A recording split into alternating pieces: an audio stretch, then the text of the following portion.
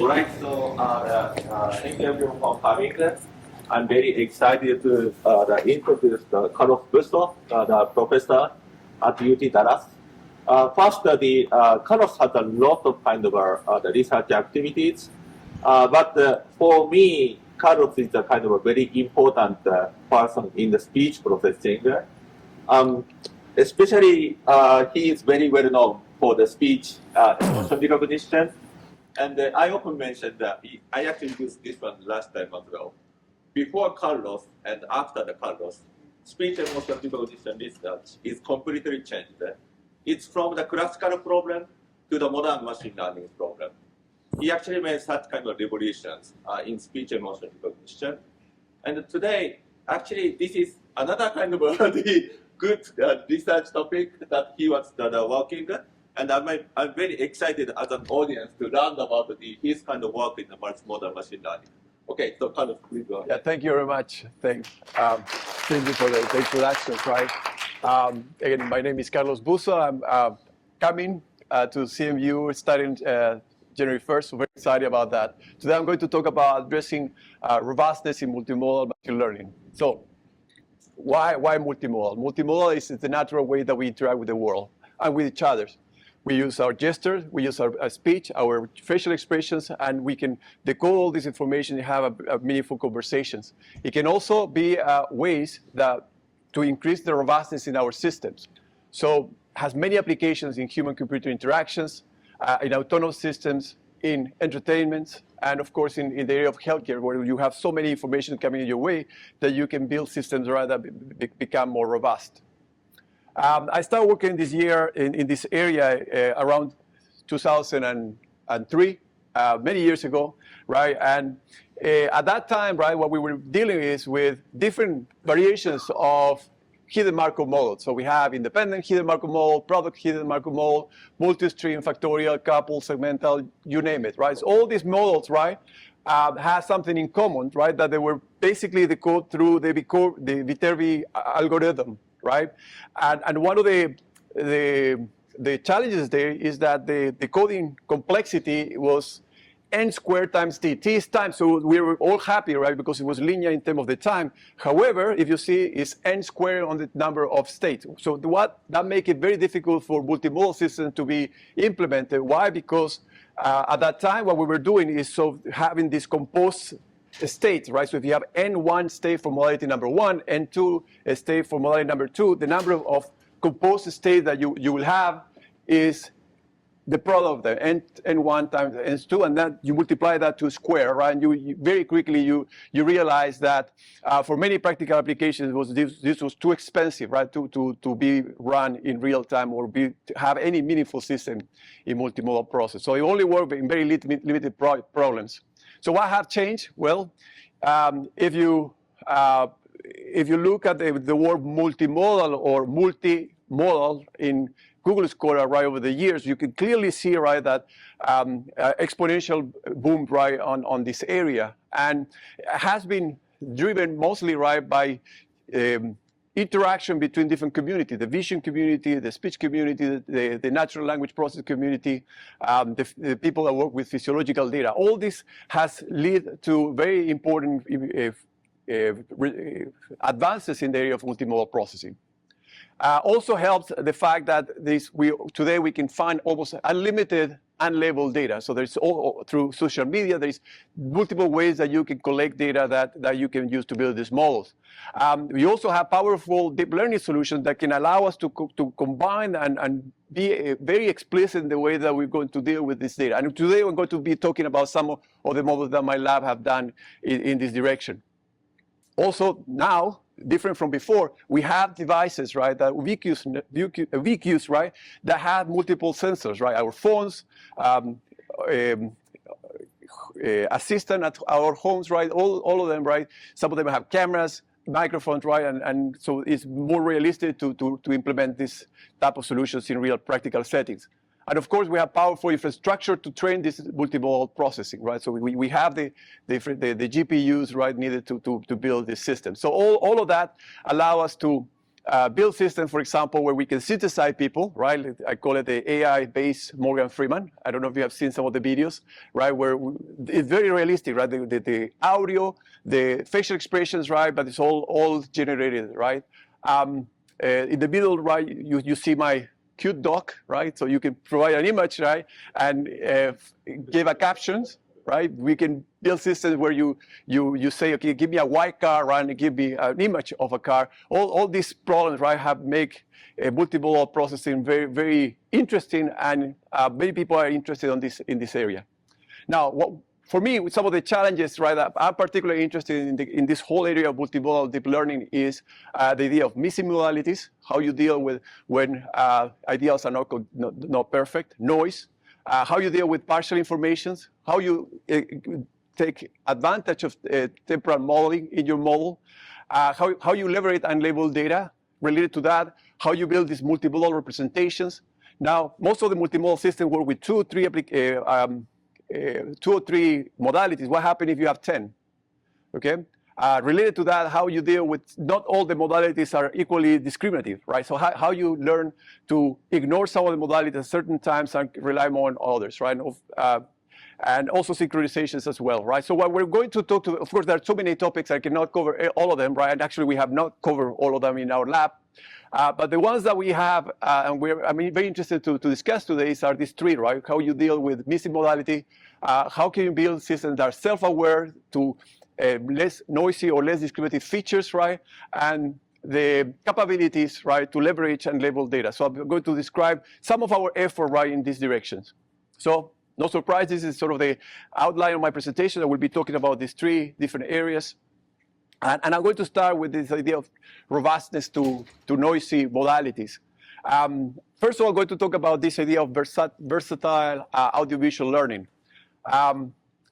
The application that we're going to have at hand is emotion recognition, but you can think about this also be useful in other areas as well. Audiovisual emotion recognitions are impaired when not all the informations are available. So most of the work that you have when you deal with multiple modalities is that you assume that everything is available to you, right? But if we are having a conversation, for example, half of the time I'm listening. So there's no speech whatsoever, right? Sometimes I'm not looking at the camera, right? So my facial expressions are not going to be present. So how you build a system, right, such that can be robust to these temporal frames where some of the information might not be available. So in this framework that we have, this versatile audiovisual learning, right, we have different goals. The first one was we want to be able to run, even if you have one modality or multiple modalities. We want the system to work either for regression problems or classification problems. We want the system that can be trained either with partial information or even with unimodal data, right? So we want the system to be very flexible in this regard. So the model that my students came up with is this one that is shown in the slide, and I would like to briefly summarize the main component of it. First of all, it has an audio encoder, actually visual encoder, excuse me, right? It has an audio encoder. It has a chair representations, right? That combine or that builds through process both audio and video modalities. We also want to capture the uniqueness of each modalities. For that, we use a reconstruction layers that are displayed in the image.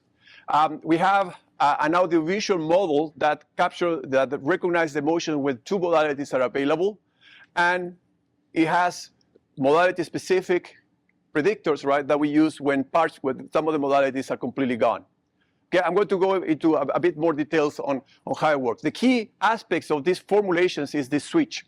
Okay, this is quite what makes it very, very cool, right? So never we're going to process audiovisual information together in this chair representation. It's going to be either video, or audio, right? That goes into this process, right? This works like a switch that handle each of the modality, one of the modalities at a time.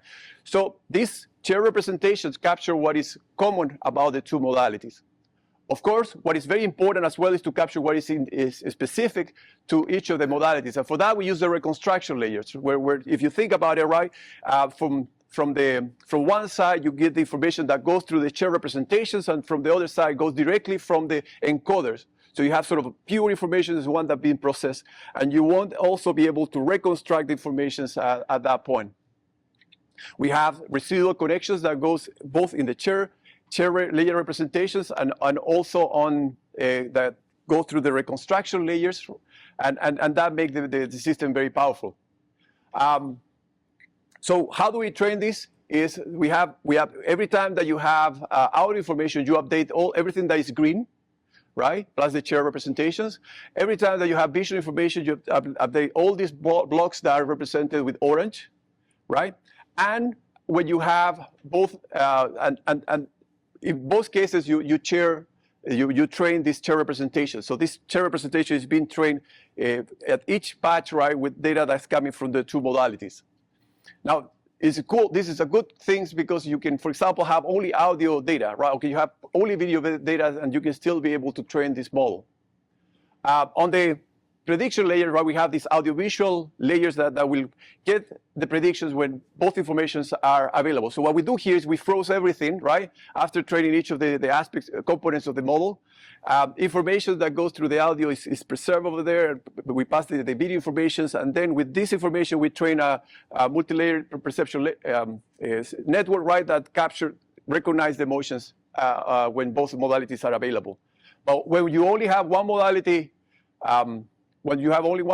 you will use the modality-specific layers. So the output of the model is either video only when the video information is available, audio only when the audio is available, right, or the audio-visual prediction when both of them are available. So that makes it very flexible. And again, this model, right, does not make assumptions whether it's a classification or regression model, so you can use both. And your cost function is your classification task, either a regression or a classification, and plus the reconstruction loss that you need to in the model. We test this model with multiple baseline state-of-the-art approaches, and we use it in two corpus, right? The MSP Improv and the CREMA-D corpus. I'm going to have more detail on these two corpus. The MSP Improv is a corpus that we collected in our lab years ago. It's collected in that interaction between two actors, right? And we ask them to, we provide scenarios and we ask them to improvise those scenarios. The classes that we're going to be working on are, so we have angry, happy, sad, and neutral as classes, but we also have attributes like arousal, bias, and dominance. On the CREMA-D, it's just categorical emotion. Actually, we have categorical emotion. This is 6 class problems, right, with anger, happy, sadness, fear, disgust, and neutral. It is collected from actors. It's just people reading text. But it's a very common database that's been used in the area. So let me quickly go over the results, right? So what's very interesting is that our proposed method, right, leads to, when all the information is available, when audiovisual information leads to best performance across all the unimodal systems. And then when we look at, this is MSP Improv, right, in the task of predicting arousal, balance, and dominance.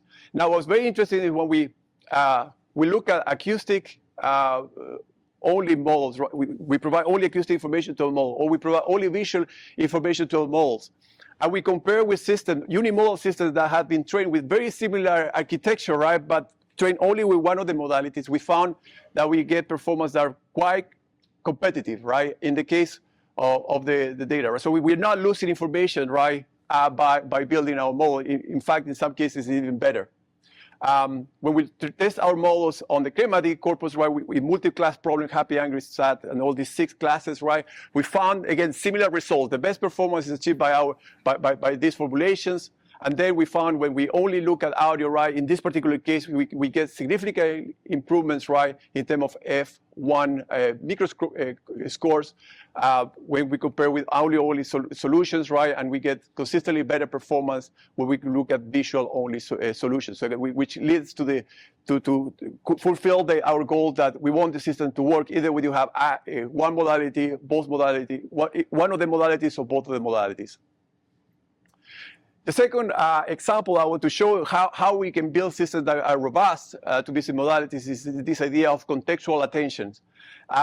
The key one of the key challenges sometimes is when you take the missing frames to an extreme, right? When you have too many frames that are missing. In most of the cases, this case is not considered by the system. So we would like to see a model that is robust to even those cases. And another issue that usually the methods they make very important simplifications to the systems is how you deal with modalities that have different frame rates. For example, video is usually 25.97 frames per second. Audio, we have usually 16 kilohertz, right? But if you process with self-supervised representation, it's about 50 frames per second. So, and then sentences have different durations, right? Usually the approach that you do is you just crop the data into fixed durations, right? Like 2 seconds, 3 seconds, and you make an assumption that we're going to process these segments, right? So in this case, right, how can you do this in a more meaningful way, right? And the architecture that we propose is shown here on the slide. And again, I'm going to go step by step on this model. So let's start first of all with the encoders. So we have the acoustic encoders on the top right, and we have the visual encoders on the bottom right. They are going to be processing each of these modalities separately. We also have modality dropout, which means that with 20% probabilities, we're going to drop frames either from the audio modality, from the video modalities. So the information that is processed after that is incomplete. And then what we have in this model, right, what makes it very cool is this idea of context summarizations, right? And it's inspired by the transformer decoder, right? So you can see. So if I can zoom in from our model, right, this particular block, right, that's key to the architecture, right? The input of this model is so if we go inside this contextualized context summarizations, right, you will find that it's a structure very similar to the transformer decoder.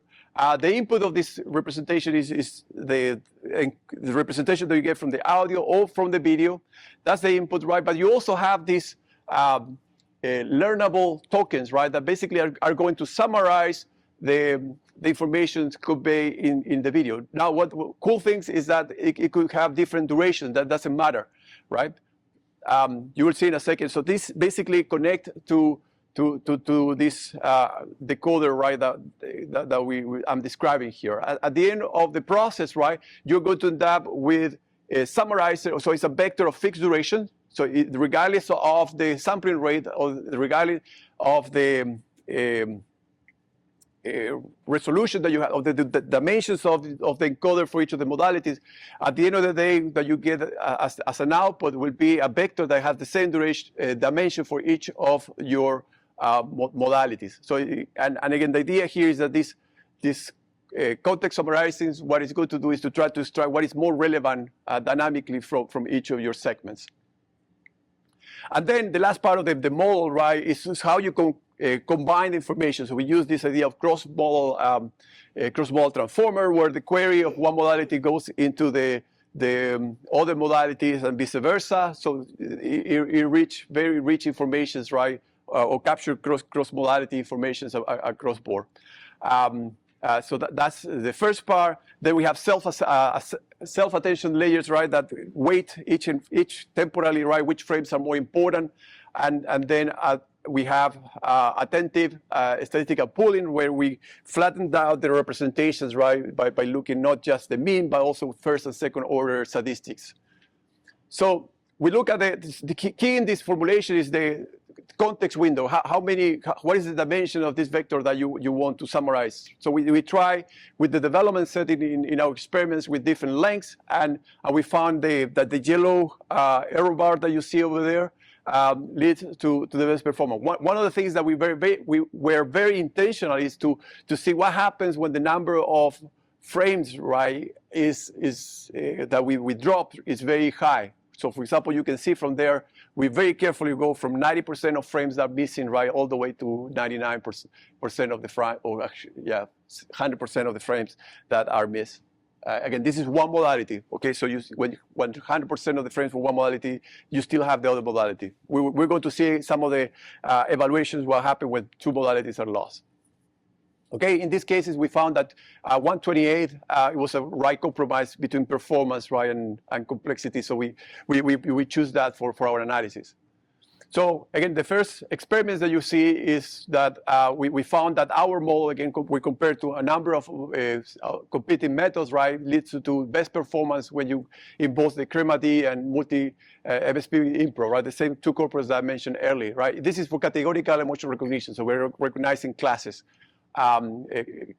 different classes of emotions, and those are statistically significantly better than other methods. So that was very encouraging. So this is without losing any information, right? So this is very cool because even though we're only summarizing, we're using just the summary of the original sequence, right? We show that you don't have to process everything, right? You can just process, right, some of the frames, right, still lead to good performance.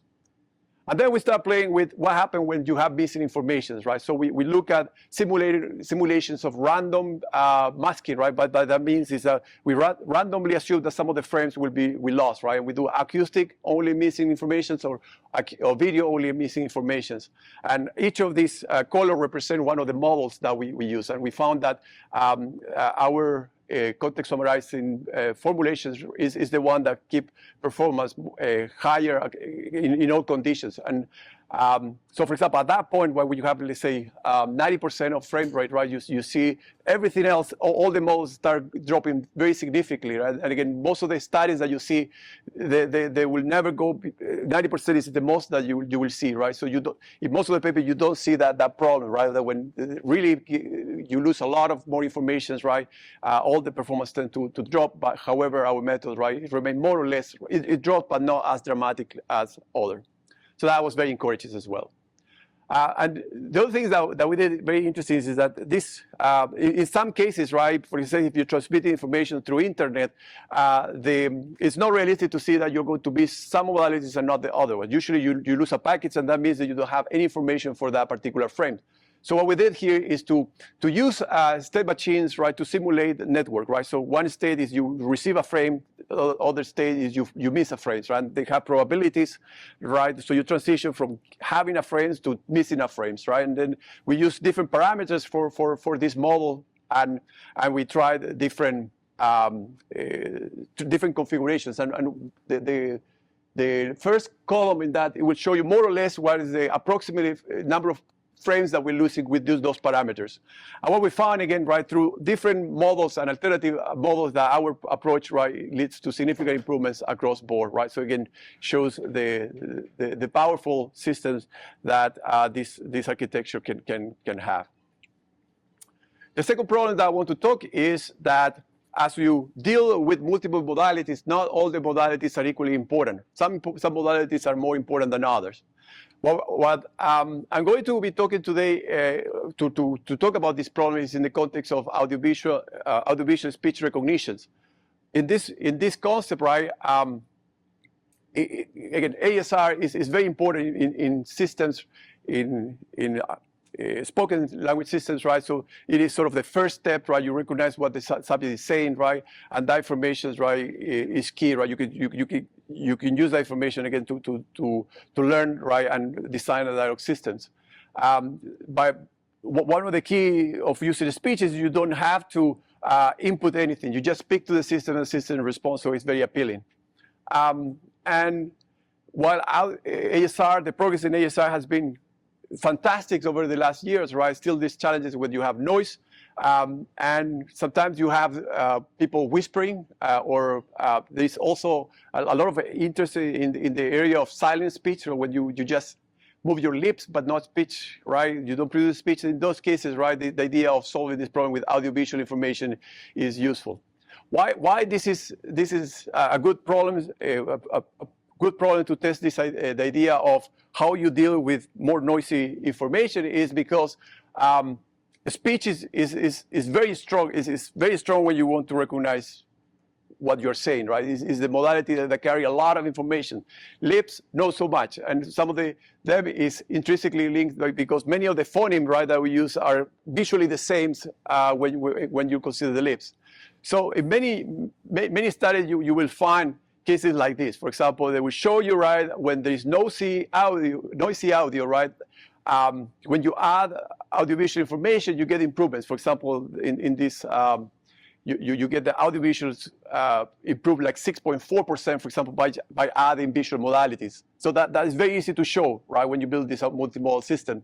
However, when you have clean conditions, when there's no noise, speech-only systems tend to improve better, perform better than audiovisual systems. So what we would like to build is a system that no matter what, right, the audiovisual work at least as good as the one that you will find using speech. Now, I have to, so the approach that we follow, right, is based on gated mechanism. I need to make a disclaimer. This was done by my students like 6 years ago. So some of the techniques that you're going to see here is a bit outdated, but the concept, right, at least is I think is very powerful. And I think there nowadays are better tools to implement similar ideas.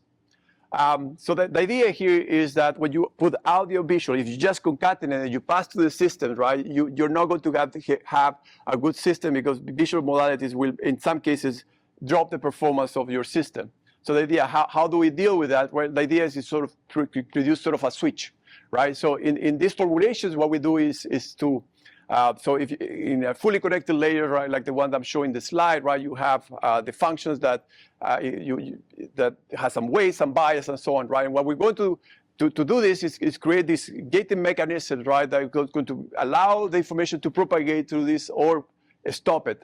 So if the information is everything is good, right? All the information passed through the systems, right? And everything is good, right? But as soon as the system determines that some information is noisy, right? It's going to stop the system, right? Or start one of the sub aspects of the visual modality, or in the case, right, more extreme, right? Stop the whole things, right? The idea is how can that be built, right? And the approach that we use is with gating mechanisms. Here, the idea is you at some point, right, you introduce this layer, right, what it does. So this was built, as I said, right, a few years ago. It's Gaussian mixture models, right, in the context of it was in the context of hidden Markov models. The acoustic information was done with a deep neural network, right, and we introduced this gating layer. So this is sort of the formulations of a regular neural network, right? The gating mechanism works as follows, right? It takes instead of having the weight multiplied by x, you replace this with these functions, right? Where you learn, right, when to is linked with a sigmoid, right? So you learn when to remove or let the information propagate. So that these parameters are all learnable, right? So it can be learned through the system. So for this method, right, we collected a corpus in our. We have a sound boost in our lab. We put 400 people over, right, in different dialects. There were people that all is English, right, but some were American, the other ones were Australians, right, Indian and Hispanic, right. So in this study, we only consider our American speakers. The corpus has different sensors. So we have, for example, we have a closed-talk mic that provides very good quality. It has a tablet, right, that provides that was placed like a 2 meter from the subject, so the quality is a bit lower. The video collections, right, also we use our high definition camera, and we use also a camera from the tablet. Again, you have a high resolution versus a low resolution camera. And in this condition, we consider clean. During the data collections, we have clean recordings, but then the last 5 minutes of the recordings, we add noise to the sound boost, right? So we collect the subset of the task in noisy conditions. So for what we're going to consider here in these experiments is going to be sort of two main conditions, right? One is very ideal, right, when you use the closed-talk mic and high definition camera. These are the best sensors that we have, right? And the most challenging conditions where the information is coming out of the tablet, right, that we place like 2 meters from the speakers. So these are two settings, and we're going to test it in clean conditions and noisy conditions. So the first experiment that we did was we wanted to see whether this method, right, was working, right? So what we did was to use speech, and intentionally we used noise as our second modalities. So the second modality is completely uncorrelated to the task. I wanted to see how the system performed. So we just concatenate that information, we pass it to the system, right? And what we found here is that when you compare the performance, right, we get when you compare audio only, which is the second column in that table, right, or audio plus the random, right, we see very similar performance. It's slightly worse, right? This is word error rate, so the smaller number, the better, right? So the performance was quite close to 4.0, right? Even though we just provide noise, we're concatenating with noise. One of the things that we also did was to sort of look at the activations in the layers, right? And we found that here that for the noise information, the information tend to attenuate, right, most of the information from the speech, which is the first 200 notes that you see over there, right, that for information passed through the system. So again, it shows that our system is kind of works according to what we expected. So then we try with the real data, and this is sort of the table. This is a big table, so I'm going to walk through this, right? So first we have what happens when you have only audio, only video, and then the last block of results is when you have audiovisual informations. We have the three models, right? What is Gaussian mixture model with a hidden Markov model, DNN with a hidden Markov model, and the gating mechanism that we're proposing with the hidden Markov model. And what we found here, we tried two conditions, right? This is ideal condition where the things is clear, and the tablet conditions where the information comes from the tablet. And in both cases, we have clean and noisy. And what we found here is when we have clean conditions, right, everything is perfect, right, our model does not drop the performance. Actually, it preserve the performance, which achieved the goals that we wanted, okay? So we were not dropping information when everything is clean. But when it's noisy, right, this is the worst conditions, right? We were looking at noisy recordings, right, with tablet recordings. We found that that we can go from 30, for example, if we use from 33% all the way to 11 word error rate, right, which again shows that the system in noisy condition can do the job, right, and improve the performance, right, but in clean conditions does not drop the performance.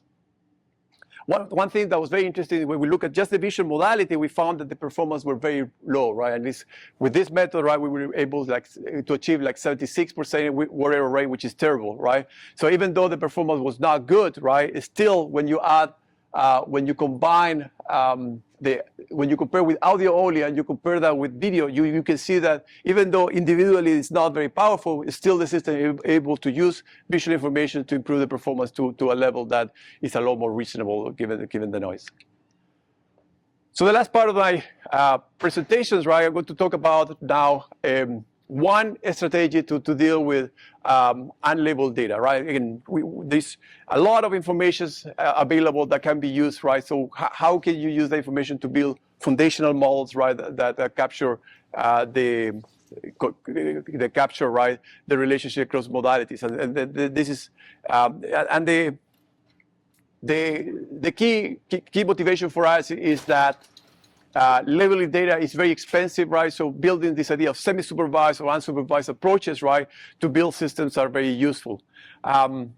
Now, self-supervised methods, right, nowadays are often built with pre-text tasks, right? So, for example, in the context of speech processing, right, we have this idea of talking, of masking, right, which is very similar to what some of the techniques that are done on text. So Web2Vec was built they mask certain region in the audio, and the idea was to predict it. Those taken also predicted what is next. So giving what is given, right, try to predict what's next. Web2Vec use this idea of masked language model, right? Similar ideas to create the model, and other methods, right, like WebLM use overlap speech, right? And Hoover use this unit tokenized speech units, right? And that, so all these methods, right, I use tasks that are useful for a number of tasks, right? It's task agnostic. And the question that we ask, right, let's say if I know that speech emotion recognition is going to be my goal, can we build something, right, that it is better, right? That is particularly targeted to that application. Can we build unsupervised task that can be used to pre-train our model in a more effective way, knowing that speech emotion recognition is going to be our target applications? So why this is multimodal? Because as we express of our emotions, right, we use multiple modalities. We use our face, our speech, and so on. So the idea that we have in mind is that can we leverage informations, right, across different modalities. So we wanted to capture, right, whether we can recognize cues happen, let's say, in lexical information of facial informations, right, through a speech representation. So that was our motivations, right?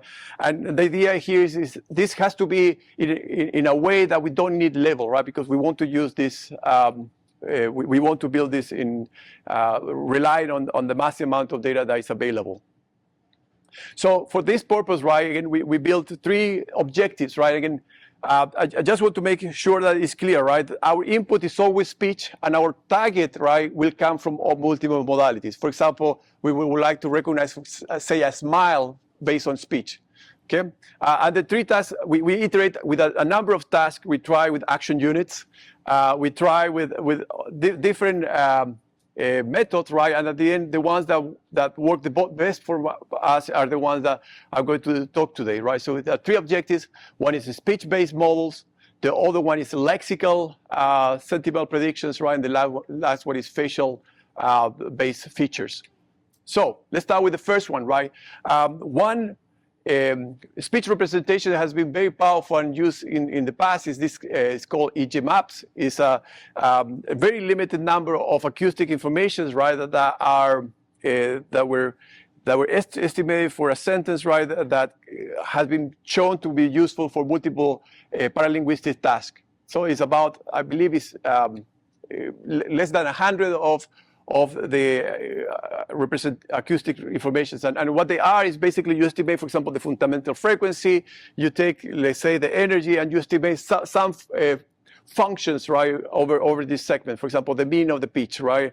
And there are 34, it could be less than 100 of them, right, that we try to predict.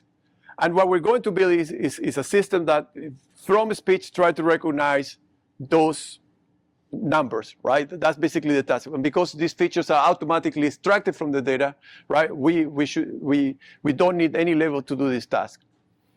So we use speech as our target here, right? The next use lexical information as our target. And what we did was to use a pre-trained model that for sentimental analysis, and we cluster the classes into positive, neutral, or negative, and our goal is to predict this level. So this is a multi-class problem, right? So our goal is use speech to recognize those levels, whether from the sentiment analysis obtained from the text. Okay, so that would be the second objective. The third objective is based on facial expressions. So the idea, we use the efficient net model that is, at the time that we built this, we worked on this paper, was sort of state-of-the-art on the AffectNet database in recognizing emotion from images. So we pass this to videos through this network, right? And we go to the last layer of the model, and we try to now use a regression or a mean square error cost functions, right, to try to obtain that response from the audio. So again, what we're trying to do is put audio as the input, right, and try to predict how the system, the facial-based system, will respond to the images, right? So then we train this with standard settings, right? We have a transformer encoder that was taken from, it could be Web2Vec, WebLM, Hoover, or any of these representations, right? And then on top of that, we build, we continue pre-training, right, with this particular task. Where we use these 3 objectives, right? We train for 100 epochs, right? And again, these are sort of the details of how we deal with it. And then what we do is we take away these objectives, we use these pre-trained models, we add our task, which is in this case emotion recognition from speech, and the idea is we are going to compare how this pre-trained model with tasks that have been intentionally designed for emotion, right, how they performed. So let's see how it goes, right? So in this database, excuse me, in this study, right, we use as training one extra corpus, right, that we have been collecting in our lab. It's called MSP podcast, right? What is distinct, very, very distinct to this about this database is the size. It is about 1,900 times larger than other databases. And that is going to have an implications in the results. So that's why I'm trying to highlight here. So again, in the experimental setting that we have 3 databases that we're going to train our model, CREMA-D, MSP Improv, and MSP Podcast. And what we're going to do this for 4 foundational model and speech. We're going to do it for Web2Vec, 2.0, WebLM, Hoover, and Data2Vec. And we're going to compare 2 conditions. What happened when you just take the out-of-the-shelf model that has been provided to us, or when we use a model that has continued to be pre-trained with this speech emotion recognition specific task. And what we found here is for the CREMA-D, right, we clearly see that when we use the objectives that we describe lead to significant improvements across board. Same thing for the MSP Improv, right? We found that our system is very lead to better performance when using this pre-tech task, right? But we found something very interesting, right? That with the MSP podcast, right, we found that in some cases, even we did not see the same improvements in performance that we saw before. So for that, we start thinking about what's going on with this corpus. And again, one of the main reasons that we hypothesize is the large size of this corpus, right? We have enough information, right, to train the models, right, and make them discriminative for the task. So what we did was to start running experiments where we limited the training data. Instead of training with all the data that was available, we trained it with 1,000 samples to 5,000 samples and 10,000 samples. And we try to see how the performance look or how the system work in those conditions. And what we found that when you have less than 5,000 samples, again, our methods, right, lead to improvements, right? So it shows that this method, right, is particularly effective when you have in low resources conditions. When you have 10,000 sentences for training, still we see some improvement, but not in all cases, right? For example, Hoover, we did not see significant improvements. Same with WebLM, right? But again, it shows that at some point, right, this pre-training is not that relevant. We did some evaluations on this study. First, we compared with a simple, we started just with the audio pre-tech task, right? We started just with audio, and we found what would be the performance if you just use a simple classifier, whether the energy is high or low, versus compared to the predictions of the AG maps task that we propose in these cases. And you can see that the performance is a lot better, right, when we compare to when we use this pre-tech task. And the first line, the first bar that you see is what happened when you use the off-the-shelf approaches, right? Off-the-shelf self-supervised model for the task. Again, you see some improvements compared to both cases, right, with the pre-tech task. Now, what happened when you add the text, right? And we did comparison when you add speech and text. We tried different ways or combinations of weights, and we found that some combinations lead to very, very good performance. And then what happened when you add visual information on top of that, again, you get some performance improvements as well. You see the best performance by playing with some coefficient. Again, all these coefficients were defined on the development set before testing on the test set, and you see adding the 3 objectives, right, lead to improvements, right? So that implies that each of these objectives add something, right, that the model can use. Okay, so these, let me see.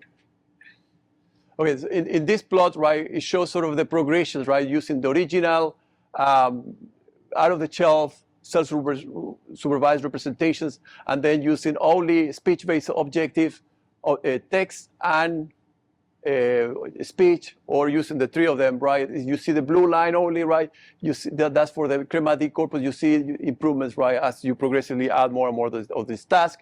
Same thing if you look focused on the orange bars, you see that by adding more of this task, you get improvements. So that leads me to the conclusions of these presentations, right? And so what's next, right? So what are the things that excite me, right? And I feel that there's a lot more that we can do with unlabeled data, right? So this other study that I did not talk today about, but basically you try to do cross reconstructions across modalities. So, for example, use speech to try to reconstruct the visual information, so and use visual information to reconstruct speech. And I think that again, you don't need any labels, so that leads to very improvements, very interesting models that capture sort of the cross correlation between the two modalities. So far, I've been working with speech and visual informations, right? You can add text, that's simple, right? But as you start adding more and more and more, the system becomes very complicated, right? So how do you scale this, right? How you make systems that are effective, and go back to the second part of my presentation today, how you deal with when some of the modalities are not robust. How can you, during inference, understand what are the modalities that are strong that you need to pay attention, what are not?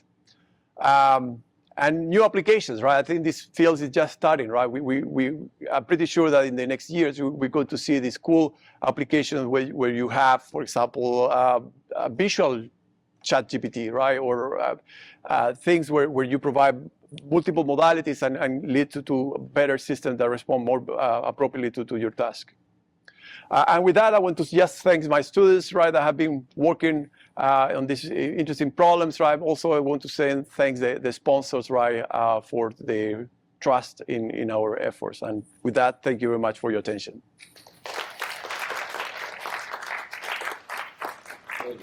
Let's move to the question.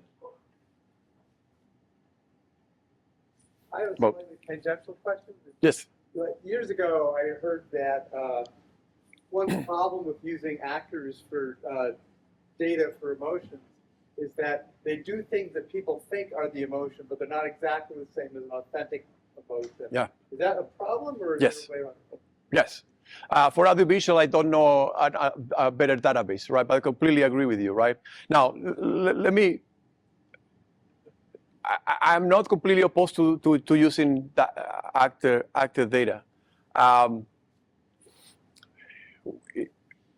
One of the arguments that we made when we collected the IMOCAP database was that most of the problem come from read speech versus spontaneous speech, right? So before, they would ask you, okay, read this sentence with these emotions, and that was very unnatural, right? And you clearly see that it was not at all similar to spontaneous speech. That's why, for example, in our recording, at least, we have dyad interactions where we provide a scenario. For example, your baggage is lost in the airport, right? So go, right? and that is not completely a reflection of reality, right? But at least, right, give you some more closer approximation for once, right? Let me go back like 20 years ago, right? In the area of emotional recognitions, we didn't know what we can do. We didn't know whether we can build a model that can recognize the emotions, right? Or how well we can do it. So what do, right? You create problems that are very well formulated, right? The emotions are clear, right? And you understand, first of all, whether it's possible or not, right? So you start with an easy problem, and then step by step, you make it more realistic, right? That will be useful in all applications. So I think we are now we are there, right? Like, for example, in speech emotion recognitions, I will not use an active databases. I will suggest to the MSP podcast, right, that we are collecting. Again, it's close. The recommendation is too close, right? Because we created, right? But I would say that it's almost 400 hours of emotional speech, right? It's spontaneous, right? I would strongly suggest to use that one, especially if you're looking at text, right? Because many of these data, even the mockup database that we collected before, right? The lexical information is very constrained, right? And similar between session to session because they were improvising the same so now we have better data, but in audiovisual we don't, right? We don't have. I'm not aware of any other databases that better than the one that we're using. So again, we are, in multimodal processing related to emotions, we are still not there yet, right? Cool. Thanks. Yeah, so I do some work on noise for robustness, and I've looked at how to emulate things like packet loss, and I was wondering like how your simulation of dropping frames, for example, like have you compared that to like real world scenarios, or what's the difference in performance? Yeah. Yeah, back in the day, I think when I was doing my master, right, my first topic was transmission of speech over internet, right? That also, as an aside, I will go back to the story, but as an aside, right, we were, the whole idea of that project was, okay, you increase the quality of the speech, you transmit more bits, right, so make it better, right, if the quality of the net was good, right, but if the quality drops, right, you will use a more effective code, maybe drop the quality, but still be able to go through the network. That was sort of the idea of my master thesis, right, and during that time, right, the university decided to put optical fiber right, across all the campus, and my work was done, right, like, so, again, back to your problem, right? During that time, we were using the state machines, right? And again, we model, instead of using the model that we have here, we have one that explicitly captures durations, right? If you do any state machine like the one that I show you, right, there is an assumption that you cannot stay in a state exponentially, like the probability to jump from one state to another is increase exponentially as you go through time, right? So it has its problems. It has this problem, this model, right? And again, work that I did during my master, right, also captured duration as part of the, we model durations, right, as part of these formulations when you lose a packet, when you don't. Now, go back to explicitly what you asked, right, whether we have tried with real data. No, we have not. We have not tried with real on and off sequences of packets that are transmitted or lost, but I think it captures this idea that when you lose a packet, right, it's a lot more likely that you're going to lose another one, because again, what happened in reality is that one server, right, become overwhelmed, right, and there's a drop of a lot of frames right before the system realized that and throw it to a different path. Noise, related to noise, right, we have a PhD student that just graduated, right, he worked on noise, speech emotion recognitions under noise. So there's a lot of work that we have done, that the different strategies, right? One based on large language model that would be happy to talk to you if you're interested later, right? Or directed to some of the studies. Sorry, I have a question about emotion. Do you think like the ground truth of labeling like emotion data sets would be like how the person that express emotion still identify what the emotion is, or you think like generally like how the person that receives the signal like perceive, right? Yeah, I have strong opinions about that, and I believe, and I think that it has, well, again, both of them are valid, right? Both of them are valid. One is what I express, the other thing what you perceive from me, right? And I would say that in addition to that is what I feel, right? Which is not necessarily what I decide to express. Okay, for example, I might be feeling something terrible, like super sad because I hear something in the morning. It did not happen, but for the sake of argument, right, let's assume that I hear something terrible in the morning, right, but because of the settings that I'm talking to you guys, right, I cannot show you my sadness, right? So I decide to mask those emotions, right? So that's different even from what I express or what you perceive, okay? Now, we have some studies that show that we're not very good at self-assessment. Okay, so if I describe you right now, tell me exactly what you're feeling. You're going to have a hard time, right, to put in the description, right? What are you feeling, right? And some of the studies that we did in the past shows that we underestimate our emotions. So, for example, we say it's not as emotional, right, as others might perceive it, right? Now, when I talk to you, right, what I use, I have no idea what you're feeling. I have no idea what you're trying to express to me, right? But what I do know is what I perceive from you, right? So from all the things that we discussed, perceive emotion is the only thing that I use to regulate my emotion, the communication, right? So for example, if I see that I make a joke and all of a sudden you're not happy, right? That's information to me, like, or I perceive that you're not smiling, right? That's enough signal for me to say, okay, sorry, apologize, right? Or to regulate myself, you see? So I feel that asking multiple people, right, what they perceive from the emotions, right, and build a label based on that, if we're able to replicate that skills or those abilities, right, we will be systems that are quite useful. Yeah, you Oh, you talked about emotion recognition.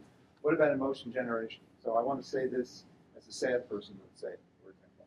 Yeah. In that case, right, I'm all in with active data, right? I want exaggeration because I want to emphasize exactly, right, what makes emotional be perceived as hungry, happy, sad. So I have no problem with generations of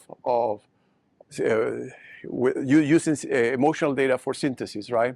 Now, how do you do that? We have I have a student that was working on nonverbal behavior. So we were synthesizing head movements and lip movements, right? So and we play with we constrain our model based on the emotions, right? And you can see, for example, for head movement, right, it will be a lot more higher range of movements, right, for angry, happy, right, for sadness, right, movements like more looking down, right, and those can be learned from the data, from the modeling. The model can learn the difference in those behaviors, right, the dynamic of the movements, right. It can learn the speed of the movement, right? So it is definitely possible. Mm-hmm. What is very nice talk. Thank you, Jeff. To what extent do you assume that the modalities are consistent? I mean, perhaps there are different messages and different channels. Yeah, they're not consistent. Yeah. So that's an excellent question, right? Let me answer that with a model of that. We just write a paper and it's under submission, right? Like, so the CREMA-D, even though it has its limitations, has some very nice feature. One of them is that it was annotated with by providing only audio to the evaluators, only video to the annotators, and audiovisual information. So it has 3 types of annotations. So what we found, again, so usually what is emphasizing when you deal multimodal processing is you want the model to capture what is common across the 2 emotions. So you try, in most of the cases, right, you try to maximize the information, right, that is conveyed across the 2 modalities or more N modalities, right? But I think what is missed sometimes in this model is that you also want to preserve what is unique to each modality, right? So what we did in that case, right, was to train a model that has sort of auxiliary network, right, one that processes only audio, video, and then is combined to audiovisual information. So it has 3 losses, right, audio, video, and audiovisual. And the way that we train it is just the audio part is only trained with the labels that we provide to the audio only, right, video to the video only, and the audiovisual to the audiovisual model, right? And what we so the level might not be consistent, right? The acoustic branch, right, could be trained with happy, the audiovisual with sad, and the other one with anger, right? And you can train but you train, right? You train the model using that, right? During inference, we tested only with audiovisual labels, right? And we found that by learning this, what is specific to each of the modality leads to improvements. So going back to your questions, right? I feel that happens quite often, right? If you just listen to my audio, you might not get the whole picture. Your perception of emotion might be different than if you see my audio and my video. And I think that if you can build systems, right, that can capture those differences, right, I think you can do a better job. Though I always illustrate the idea of emotion, right, as a hill or a mountain, right? When I'm looking at speech, I'm looking at the mountain from one perspective. When I'm looking at face, I'm looking at it from a different perspective, right? So there are things that are common to be both views, right? But there are things that are specific to them. And what I will argue, right, is by leveraging. So if you build your model intentionally to capture what is specific to the modalities as well, right, you can lead to better performance. Well, just if you could sort of follow up here. Yes. One can think of modality being more expressive, right? Yes. Kind of a clearer view of the mountain. Yes. But, I agree. But sometimes they're different mountains. Yes. Yeah. And so.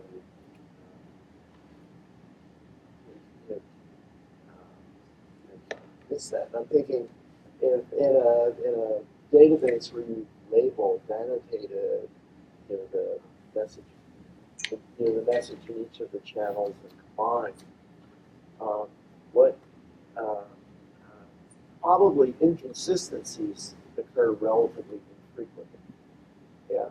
And I think it's probably safe to assume that most of the time, Yeah. the channels are either consistent, Yeah. or one might have lower amplitude. Yeah. But they're kind of looking at the same thing.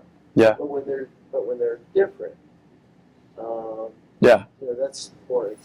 So Is it worth like training and Yeah. testing on those mismatches? So I think behind your question, right, is also there's a question about label, right? How we basically say, okay, this is happy, right? And there is a big simplifications there, right? And we often the process start with multiple people annotating looking at one particular stimulus and coming up with labels, right? And then from there we find the consensus. Okay, so for example, if the majority say happy, we say happy, even though the other two people might select a different emotions. So when you see, let's say audio only, right, video only, right, to have different labels, right? I will argue, right, that in many cases what's happening is that stimulus, right, is ambiguous, right? Maybe you can have, right, happiness and sadness at the same time. Okay? So for example, I'm joining CMU, right, which is a great things that happened to me in my career, right? But I live in people that I love back in Dallas, right? So when I talk about that, right, some sadness, right, can come to my, you might perceive that, right? Now, so how you deal with that? Maybe the option, right, is not simplify the problems in a way that this is a one hot vector, right? Maybe you need to assume that multiple emotional categories can be happens at the same time. Okay, so it's not.